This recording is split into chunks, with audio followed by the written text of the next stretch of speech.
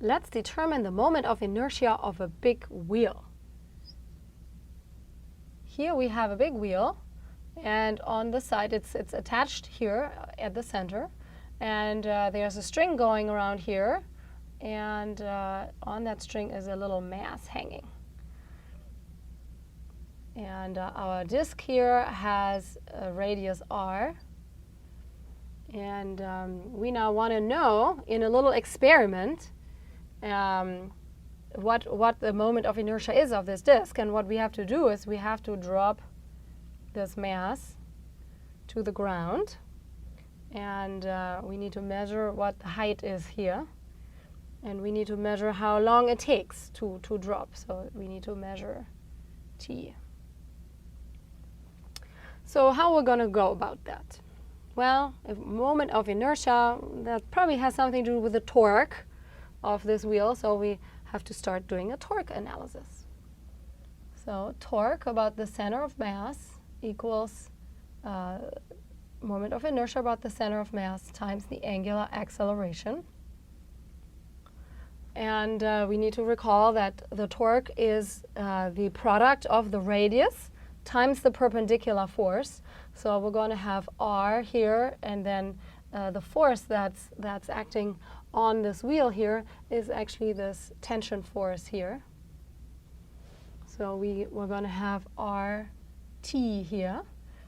And now we need to look at how things are actually moving with respect to a coordinate system. So if I pull, or if I let this mass drop, the disk is going to spin clockwise. So we're going to have theta hat going this way. And if theta hat is going clockwise, my k hat vector is going to go into the board.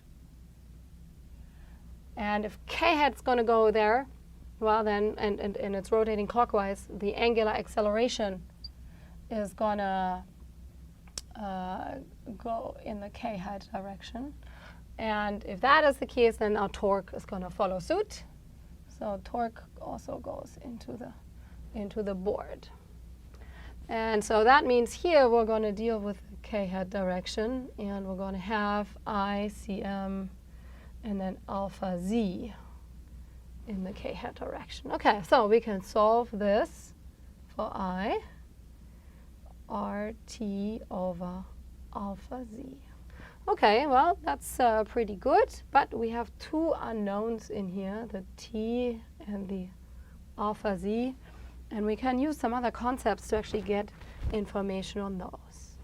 The t, as you can guess already, plays a role here in this massless string, so we can do a quick free body diagram and an F equals ma analysis to get to that tension force.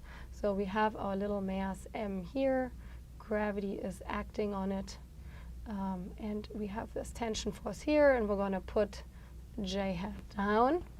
So we're going to get mg minus t equals ma.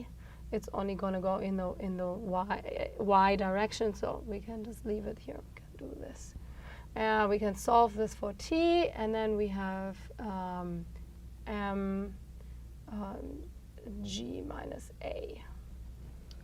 Okay, good. So we have that. Now about the angular acceleration, and whenever there's a string going around a disk, then we, of course, have a constraint condition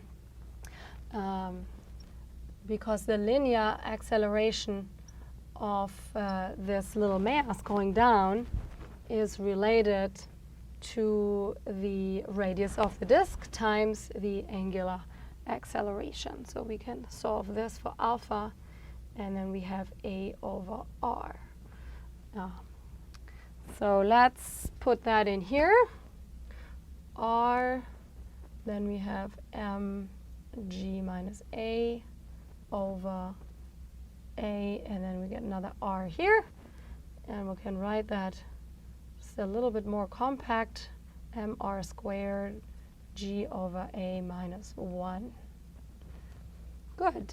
So now we have one last hurdle, namely that a here that we can't measure. I said in the beginning we want to make an experiment. Actually, we need that experiment because we can't otherwise get to this A. So what we need is a relation that connects what we can measure, which is the time it falls down this height here, to the acceleration of this block. And of course, that comes from one-dimensional kinematics. And we know that h equals 1/2 at squared. So we can solve that for a. 2h over t squared. And now we can stick that in here. And we have mr squared and gt squared over 2h minus 1. And let's just write this here again. And that is our final solution. So now we have only measurable quantities here. The t we can measure. We just need a stopwatch. And the h we can measure as well. And this actually already resembles, if you know the theoretical, this already resembles the theoretical solution, which of course is for a disk, 1/2 mr squared. So that's what one expects for a disk. And you see that, you know, we're very close. So this term here is probably something like 1.5, or should better come out to be 1.5, because if we subtract 1, we get to that half here. And you can use it to, in return, you can also use it to predict the time it takes to fall down if you know what the height is, or vice versa.